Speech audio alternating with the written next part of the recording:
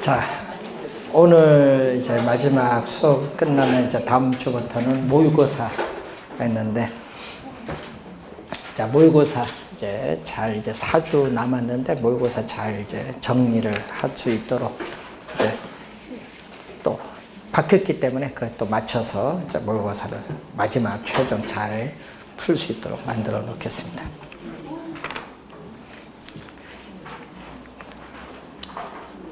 그 기억력이 오래 유지가 안 될 것 같아서 나중에 모의고사 끝날 때쯤에서 10월 중순에 또 한번 좀 중요한 거 한번 이제 정리하도록 하겠습니다. 뭐 자주 잊어버리니까 뭐 방법이 없어요. 이게 다 똑같습니다.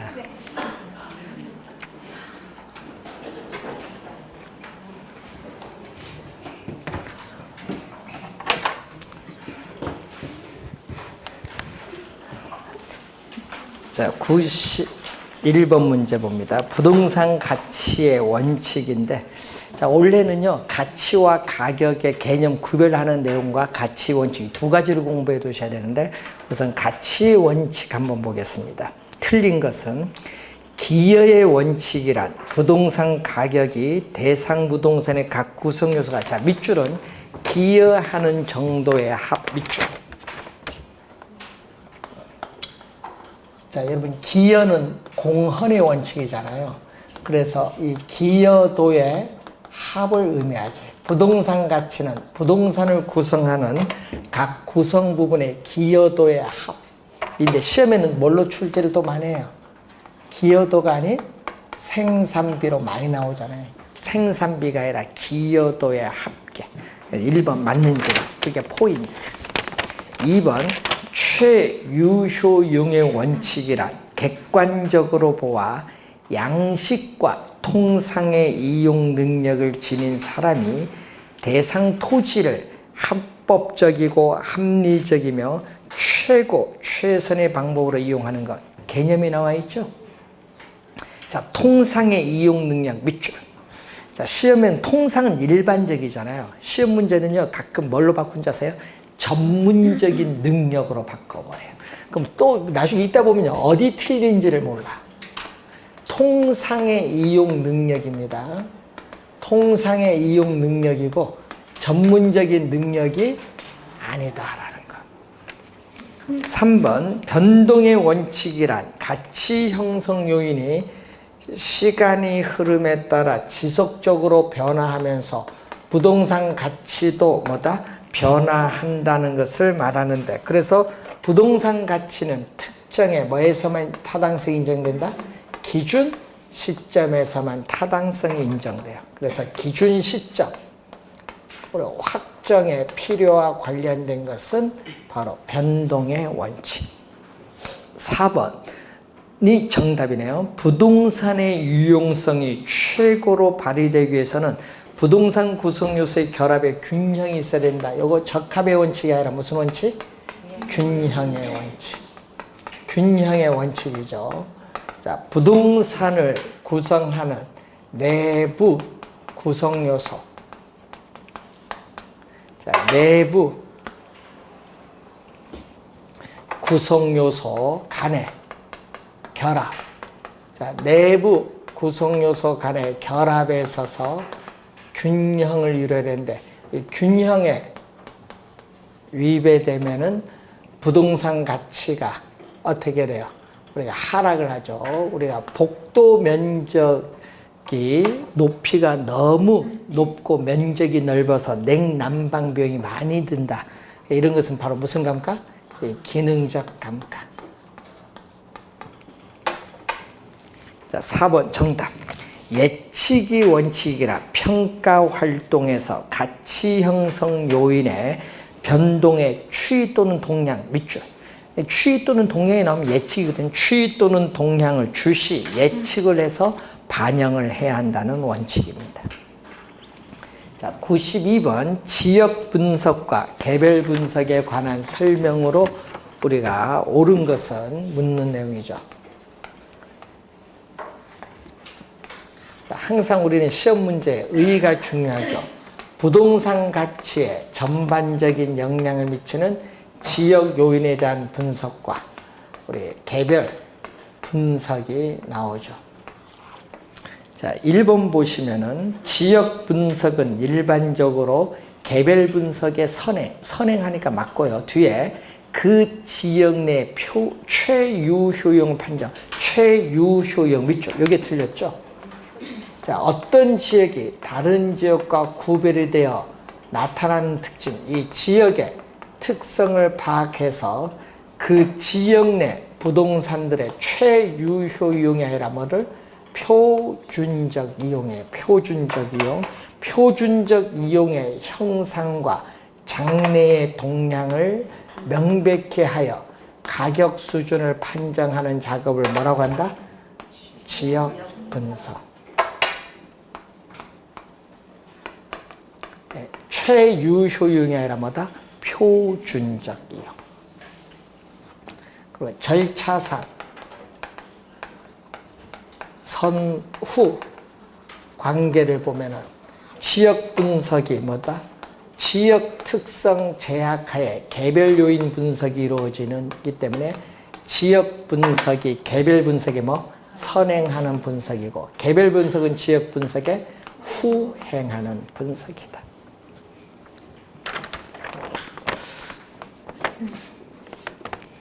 (1번) 틀렸고 (2번) 인근 지역이란 대상 부동산이 속한 지역, 속한에 동그라미 얘기죠. 대상 부동산, 감정 평가의 대상이 된 부동산을 줄여서 대상 부동산이 속한 지역을 뭐라고 하죠? 인근 지역이라고 해. 그리고 부동산의 이용이 동질적이고 가치 형성 요인적인 개별이 아닙니다. 개별화 지역 요인을 공유하는 지역. 2번이 틀린데 2번은 작년 시험에 정답지문으로 출제했었죠. 3번 유사지역은 얘기죠. 유사지역은 대상 부동산에 속하지 아니하는 밑줄 요거죠. 대상 부동산에 속하지 아니하는 지역으로서 인근 지역과 유사한 특성을 갖는 지역. 맞는 지문이죠? 네, 3번 개념 정답입니다. 동일 수급권은 사례자료 수집의 최원방권이죠. 3번이 정답. 옳은 것은 4번 개별 분석이란 지역 분석의 결과로 얻어진 정보를 기준으로 대상 부동산 가격을 표준화, 자, 밑줄은 표준화, 일반화시키는 작업하니까 틀렸어요. 개별 분석은 대상 부동산에 있어서의 개별 요인을 분석하죠. 자, 개별 요인을 분석을 해서 대상 부동산에 뭐를 판정? 최고, 최선의 이용, 최유효 이용을 판정을 함으로써 구체적으로 뭐를 구한다? 가격. 구체적으로 뭐를? 가격을 구하는 것을 목적으로 합니다. 그래서 개념이 틀렸죠. 대상 부동산의 가격을 구체화하는 작업이죠. 틀림이죠. 5번 지역 분석 시에는 뭐를 이용한다? 부동산이 그 부동산에 속한 외부 환경에 적합한가, 적합의 원칙에 근거를 두고 이 개별 분석은 대상 부동산의 내부 구성 요소 간의 결합에 있어서 균형을 이루고 있는가, 균형의 원칙에 근거를 두고 있죠. 요거 두 개를 바꿨어요. 그래서 5번도 틀린 지문. 27회 시험에 한번 냈기 때문에 원래 30회니까 사이클상 3년 기준 생각을 두면요. 사이클상 출제할 때 됐어요. 93번. 감가 수정에 관한 설명으로 옳은 것은 자, 치유 가능한 감가를 묻는데 자, 여러분이 이 치유에 요하는 비용. 자, 치유에 드는 비용이 있죠. 자, 여러분 병원 갔어요. 병원 비용 있을 거 아니에요. 그리고 비용을 투입해서 치유를 했어요. 비용을 투입해서 치유했는데 이 가치 효용의 증가분, 가치 효용의 증가분을 비교하는데 비교하는데 문제는 요게 더 클 수도 있고 모두가 이렇게 될 수도 있잖아요. 자, 이렇게 될 때는 어떻게 돼? 자, 이렇게 될 경우에는 치유의 가치 증가분이 비용보다 더 많이 나오잖아요. 그럼 당연히 비용을 투입해서 고쳐야 되죠. 그래서 이때는 치유가 가능한 감가. 근데 이때는요, 가치 증가분보다 오히려 치유에 요하는 비용이 더 많이 더. 비용이 많이 들면 비용을 투입해서 치유를 하지 않죠. 이런 경우에는 치유 뭐다? 불가능한 감가. 요걸 묻는 거. 치유 가능, 불가능. 1번 정답. 1번이 정답이고 2번 감가 수정 방법인데 자, 원가법에서의 감가 수정 방법은 평가 대상 물건으로부터 직접 구하는 방법이 뭐죠? 직접법. 직접 못 구하면 뭐다? 사례를 수집해서 구하는 간접법으로 크게 나눠볼 수 있어요. 그럼 직접법은 다시 감가상각 자산의 수명이 뭐다? 내용연수법이 있고 또 뭐가 있냐면 관찰 감가법 또 분해법으로 나누죠. 이때 내용연수법에서는 건물, 구축물 등의 평가에 적용하는 게 바로 뭐죠? 정액법. 그리고 기계, 장치 등의 동산에 적용하는 정률법. 광산 등에 적용하는 뭐다? 상환기금법. 요거는 이제 뭘 하도 요 정도 흐름은 알고 있어야 돼요. 자, 그럼 2번 보세요. 직접법, 간접법이 있는데 직접법에는 내용연수법, 관찰감가법, 분해법이 있다. 감가수정액을 구할 때에는 이 세 가지 방법을 병용하여 산정해야, 해야의 동그라미. 그러면 해야는 뭐야? 하여야 한다 아니에요. 반드시죠. 반드시예요. 그러니까 틀렸어요. 여러분, 내용연수법은 이론적 감가예요. 이론적인 감가가 요거고 요 두 개는 실제 감가예요. 실제로 발생한 감가. 이걸 병용을 하면 좀 더 정확하게 추계를 하는데 문제는 병용하여 어떻게 돼? 사용하여야 한다 하면 안 돼. 병용할 수도 있다지. 그러니까 정액법, 관찰감법 이렇게 병용할 수도 있다는 거예요. 병용하여 사용하여야 한다 하면 안 돼요. 산정, 병용하여 산정, 구하여야 한다 하면 안 돼요. 해야는 반드시이기 때문에 안 돼. 할 수 있다지. 2번 틀린지 마. 3번 감가수정은 재조달 원가에서 부동산 가격에 영향을 미치는 물리적 감가, 기능적 감가, 경제적 감가 요인 등을 고려하고 그에 해당하는 감가수정액을 공제에 또 동그라미. 여러분 2년 전에 이거 가산으로 출제했죠. 가산이 아니죠. 공제하여 기준 시점 현재 대상 물건의 자 밑줄 기간 손익의 배분을 산정하기 위한 것 밑줄. 자, 기간 손익의 배분을 산정하기 위한 것 밑줄 읽었죠? 요것은요 회계 이론의 감가상각의 목적이야. 회계 이론의 감가상각의 목적. 그럼 요거는 우리는 뭐를 해야 돼? 그러면 우리는 뭐를 해야 돼? 기준 시점에서의 지금 앞에 기준 시점이거든요. 항상 기준 시점에서 대상 물건의 뭐를 가액을 적정화하는 작업이죠.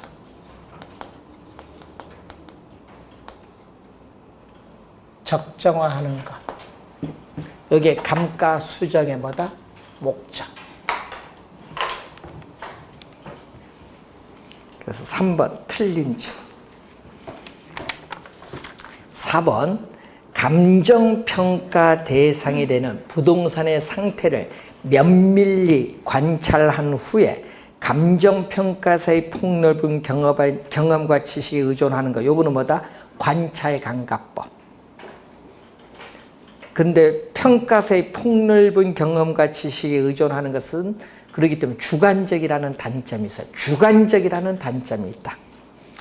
5번 감가 요인을 물리적, 기능적, 경제적 감가 요인으로 세분하고 다시 치유 가능, 치유 불가능 항목으로 세분해서 각각의 발생 감가의 합계액을 감가 수정액으로 하는 방법은 관찰감가법이 아니라 뭐다? 분해법. 5번은 분해법의 개념.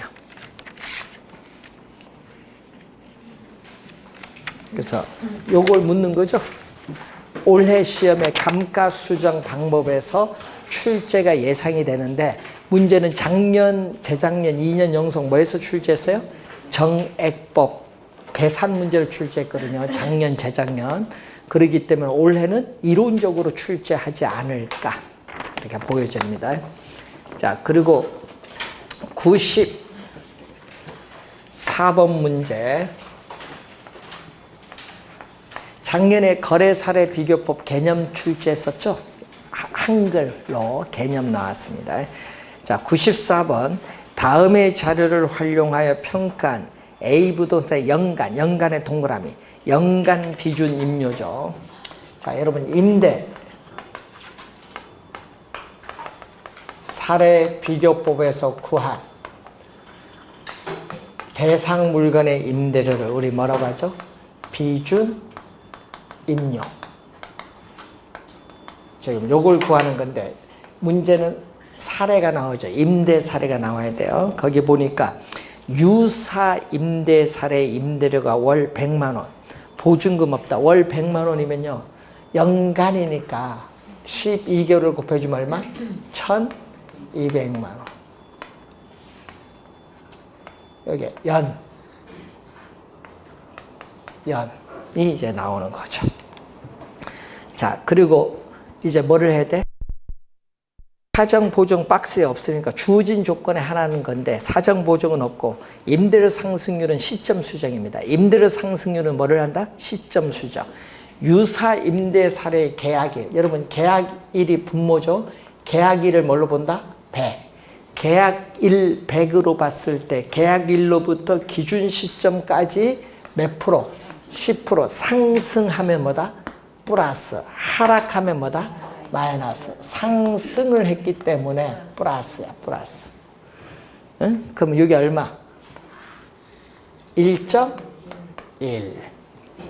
자, 그리고 이번은 지역요인 비교는 필요 없고 세 번째가 개별요인이죠. A 부동산이 유사 임대 사례. 여러분 분모는 우리는 유사 임대 사례고 분자는 대상이라는 걸 항상 분모가 사례입니다. 유사 임대 사례 를 100으로 봤을 때 100%이지 A 부동산 대상 A 부동산이 대상 부동산이 개별 요인에서 몇 프로?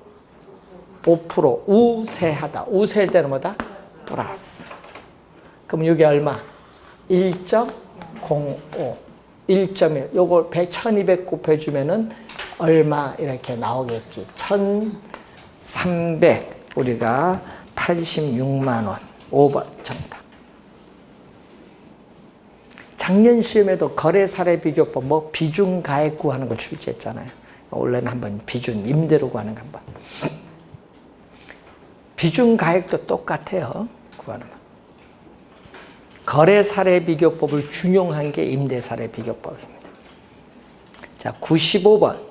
제시된 자료를 활용하여 감정평가에 관한 규칙에서 정한 공시지가 기준법으로 구한 건데, 자, 우리는 토지를 감정평가할 때는 뭐를 적용한다? 공시지가 기준법을 적용하죠. 자, 우리나라 감정평가에 관한 규칙 제14조 1항에 나오죠. 1항에서 그래서 대상 토지의 가액을 구하는 거죠. 자, 대상 토지의 가액, 토지 평가액이 얼마냐? 제곱미터당 얼마냐 구하는 거예요. 자, 그럴 때 봤더니 우리는 뭐를 먼저 해야 돼? 우리는 비교 표준지를 선정을 먼저 해야 돼요. 그래서 표준지 공시지가를 기준합니다. 자, 대상 토지와 가치 형성 요인이 같거나 비슷하여 유사한 이용 가치를 지닌다고 인정되는 표준지의 공시지가를 기준으로 해야 돼. 그러니까 비교 표준지를 선정해서 표준지 공시지가를 구해야 되는데 세 번째 보세요. 표준지, 비교 표준지의 공시지가가 얼마 나왔다? 200만 원이 나왔어요. 여기에 비교 표준지의 공시지가가 나왔어요. 요걸 기준으로 이제 갑니다. 지가 변동률이 시점 수정이죠. 자, 1월 1일이 뭐죠? 공시 기준일 1월 1일부터 10월 24일까지 몇 프로 상승? 5%. 자, 공시 기준일 1월 1일 100으로 봤을 때 10월 24일까지 5%마다 상승하면 뭐다? 플러스. 시점 수정했어요. 요건 얼마? 1.05. 1.05. 그 다음에 지역요인 비교로 가는데 거기 볼까요? 대상 토지가 비교 표준지에, 자, 밑줄은 인근 지역에 위치하여 동일, 밑줄. 인근 지역에 위치하여 동일하면요, 지역요인 비교할 필요가 없다. 왜? 용도적, 기능적 동질성이 있기 때문에. 그 다음에 개별요인 비교 가는데 대상 토지, 자, 분모가 사례잖아요. 비교 표준지 사례잖아요. 사례는 뭐로? 100으로 봤는데 대상 토지가 가로 조건에서는 5%마다 열세. 열세일 때는 마이너스. 그리고 또 비교 표준지에 비해서 환경 조건은 대상 토지가 몇 프로? 20%마다 우세. 우세인데 상승식은 비교 항목을 전부 곱해주는 게 상승식이에요. 자, 요걸 계산하고 면적은 비교할 필요가 없죠. 뭐 사례 우리가 대상 토지 면적이 없으니까 그 밖에 요인 보정할 사항이 없다. 요걸 곱해주면 되는데 요거 얼마? 100분의 95, 0.95. 요건 100분의 120, 1.2. 1.2, 0.9, 1.05를 곱해주면은 239만 4천 원. 4번이 정답이 나오죠. 4번 정답.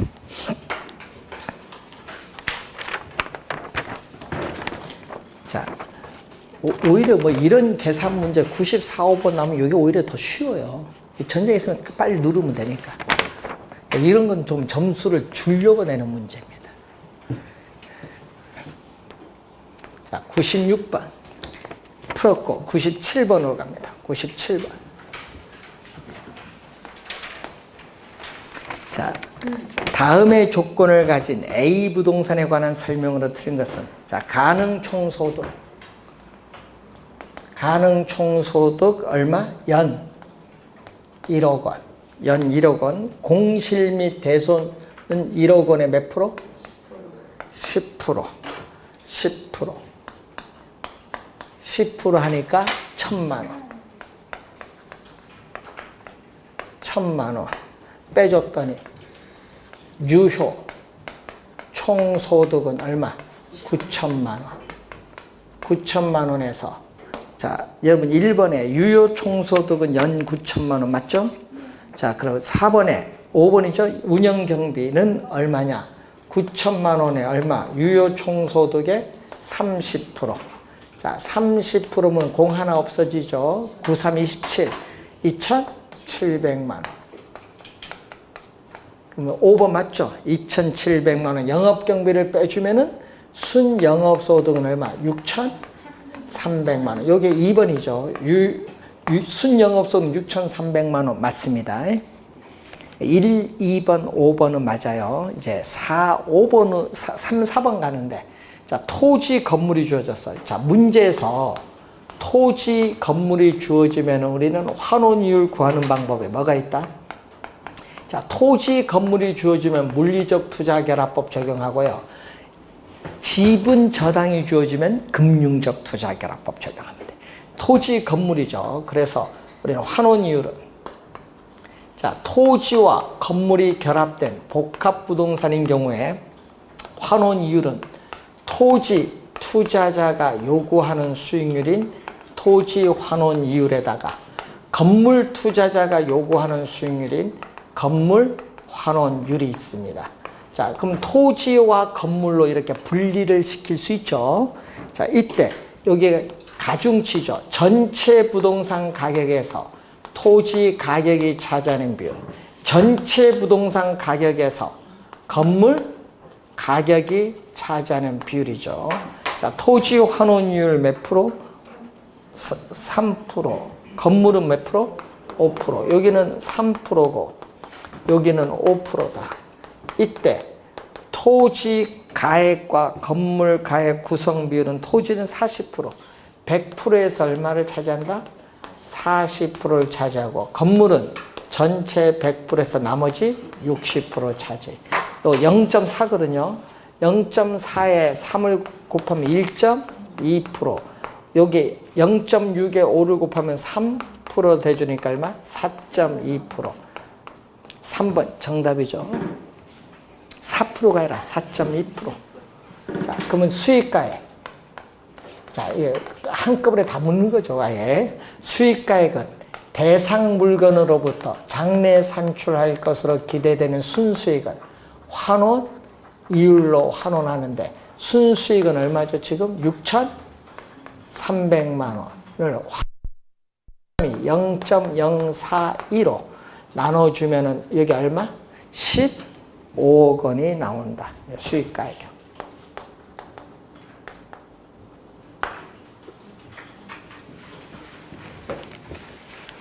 3번 정답이 되겠습니다.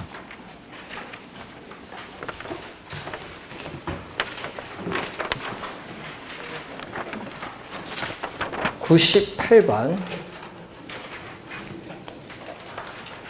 자, 환원 이율에 관한 설명으로 틀린 것은 환원 이율은 투하된 자본에 대한 투하된 부동산을 취득을 하는데 투하된 자본에 대한 수익가의 비율을 의미하는데 이것은 임대차 기간 동안에 적용되는 단기적 이율이면서 우리는 상각 후 감가상각 후 소득세 납부하기 전 수익에 대응하는 이율의 이 개념을 뭐라고 하냐? 기대이율의 설명. 1번은 뭐에 대한 설명? 기대이율. 환원이율이 아니라 1번은 기대이율. 1번 정답. 2번 환원 이율 종류이죠. 종류에는 뭐가 있어요? 우리는 토지, 건물 각각에 적용되는 개별 환원율이 있죠. 토지 환원율, 건물 환원율. 토지, 건물 2개 이상의 물건에 대해서 적용되는 종합 환원 이율의 개념이 있고 또 감가상각률 포함 여부에 따라서 상각 전 환원이율, 상각 후 환원이율 또 소득세 포함 여부에 따라서 세전 환원이율, 세후 환원이율의 개념이 있어요. 자, 2번 맞고 3번 환원이율이란 대상 부동산이 장래 산출할 것으로 기대되는 표준적 순수익과 부동산 가격의 비율 이 얘기겠죠. 환원이율은 대상 물건으로부터 장래 산출할 것으로 기대되는 표준적 순수익과 이 부동산 가액의 비율이다. 그래서 부동산 가액에 대한 순수익이 어느 정도냐? 부동산의 뭐를 나타내죠? 수익성을 나타내는 비율이다. 3번 맞고 4번 환원 이율은 순수익을 자본 환원해서 수익 가격을 구하는 경우에 적용되는데 이것은 결국 부동산의 뭐를? 수익성을 나타낸다. 그래서 어떻게 돼요? 맞는 지문이 되겠죠. 그래서 여기서 또 우리는 수익 가액은 또 순수익을 뭘로? 환원 이율로 환원하는데 자, 순수익은 안정적일 때 환원율이 높으면 수익가액은 낮고 환원율이 낮으면 수익가액은 높죠. 그래서 환원율과 수익가액은 서로 어떤 관계? 역관계에 있다는 거. 자, 5번은 요거죠. 5번은 요거 얘기. 세공제전. 요걸 묻는 게 5번. 세공제전 환원율이란 세전입니다. 세금으로 인한 수익의 변동을 환원이율에 반영하여 조정하지 않은 겁니다. 조정한 거는 세후로 가고요. 조정하지 않은 환원이율을 말한다.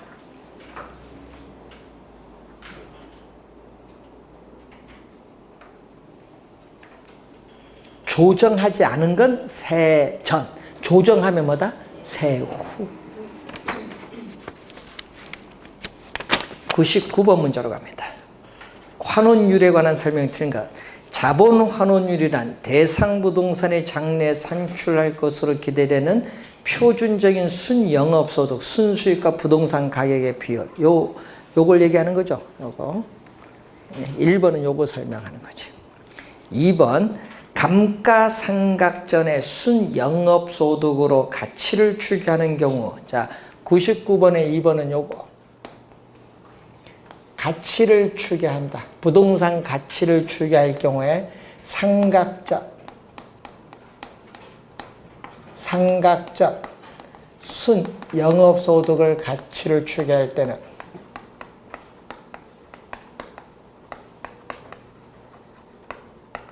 상각 후 환원율에 뭐 더해주죠. 뭐를 더해주죠? 상각률. 그래서 2번 어떻게 돼요? 정답. 감가상각률을 제외하면 안 되죠. 상각률을 뭐 했다? 상각률을 뭐? 포함한. 상각률을 포함한. 제외한 하면 안 돼. 2번 정답. 3번 할인현금 흐름 분석법에서는 우리는 별도로 자본 회수를 고려하지 않습니다. 뭐죠? 우리는 부동산 처분 시에 재매도 가격, 매수해서 일정 기간 보유하다 처분하잖아요. 처분 시에 재매도 가격으로 자본을 회수하기 때문에 우리는 자본 회수를 고려하지 않습니다. 그래서 3번 맞는 질문. 4번 부채 감당법은 누구 입장? 대출자인 저당 투자자 입장에서 환원율을 구하는데 세 가지를 곱해야죠. 부채 감당률, 저당 비율은 대부 비율입니다. 대부 비율, 저당 상수 세 가지를 곱하여 구합니다. 맞는 질문. 5번. 자, 매 기간 세전현금 수지. 자, 매 기간 세전 현금 수지에 있어서의 현가와 기말 지분 복귀에, 자, 기말 우리 지분 복귀액에 있어서의 현가. 요거는 뭐다? 보유기 때. 요거는 뭐일 때? 처분할 때. 요거 세 뭐를 합.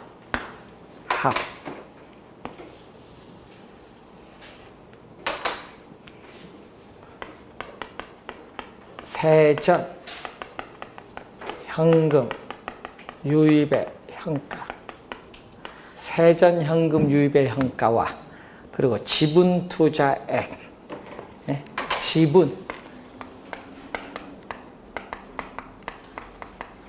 투자액.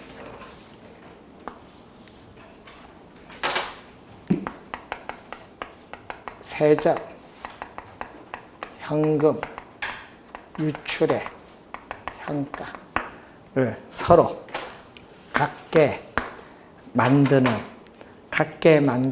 할인율인 내부 수익률이 무슨 수익률? 지분 수익. 요게 지분 수익.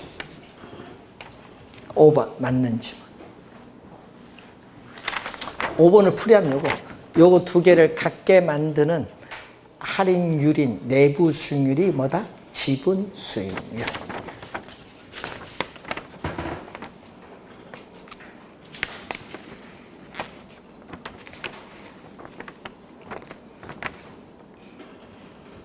자, 2번 정답입니다.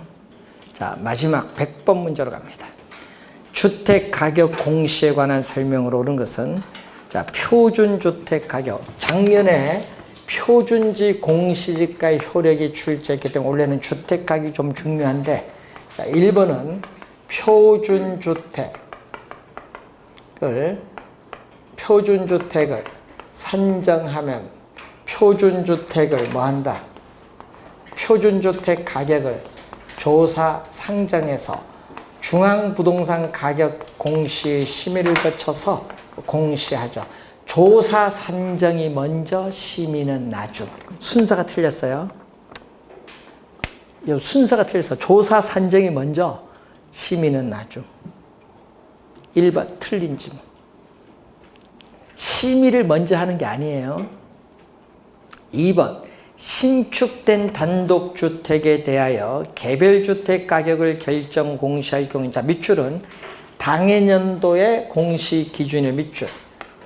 당해년도의 공시 기준일이 아니라 대통령령이 정하는 날을 기준.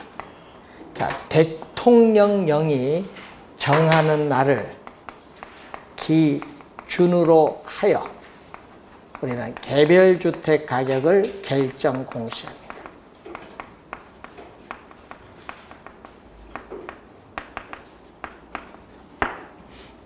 대통령령이 정하는 날을 기준. 3번 틀린 지문인데 3번은 아파트 건축 연면적 165제곱미터 뭐죠? 이상 예. 연립 주택에 대해서 이 두 가지에 대해서는 상속세 및 증여세법, 소득세법에서 국세청장이 국토교통부 장관의 협의를 통해서 기준시가를 뭐한다? 결정 고시하는 경우. 별도로 기준시가를 결정 고시하는 경우를 말합니다. 그래서 3번도 틀린 지문. 4번 표준주택 가격은 국가 지방자치단체 등의 기관이 그 업무와 관련하여 개별주택 가격을 산정하는 경우에 기준된다. 여러분 4번은 표준주택 가격의 공시 효력인데 4번이 맞는 지문 정답. 4번이 정답이고 5번은 개별주택 가격 및 공동주택 가격 공시 효력인데 5번은 개별주택 및 공동주택 가격의 공시 효력 틀렸죠. 자, 뭐가 있다? 공시 효력은 주택시장의 가격 정보를 제공하고 국가, 지방자치단체 등의 기관이 과세 등의 업무와 관련하여 주택 가격을 산정하는 경우에 그 기준으로 활용될 수 있다. 이 지문이 들어와야 되는데 거기에 뭐 수용 방식의 도시계획 사업을 시행할 때 보상가격 사용 여기 아니죠. 틀린 지문. 4번이 정답이 되겠습니다. 공시 효력도 시험에 자주 출제하죠. 작년 시험에는 표준지 공시가 효력이 나왔기 때문에 원래는 표준주택 가격 공시 효력, 개별주택 및 공동주택 가격 공시 효력 잘 봐두시고 또 공시 사항도 많이 나오잖아요. 자, 항상 여기 뭐죠? 공시, 표준주택 가격의 공시 사항이 어떤 게 있느냐 그것도 확인해 두셔야 되겠습니다. 자, 이렇게 해서 우리가 100문제에 관련된 내용을 우리가 살펴봤습니다. 우리가 다음 주에는 모의고사 40문제를 가지고 찾아뵙도록 하겠습니다. 자, 수고 많으셨습니다.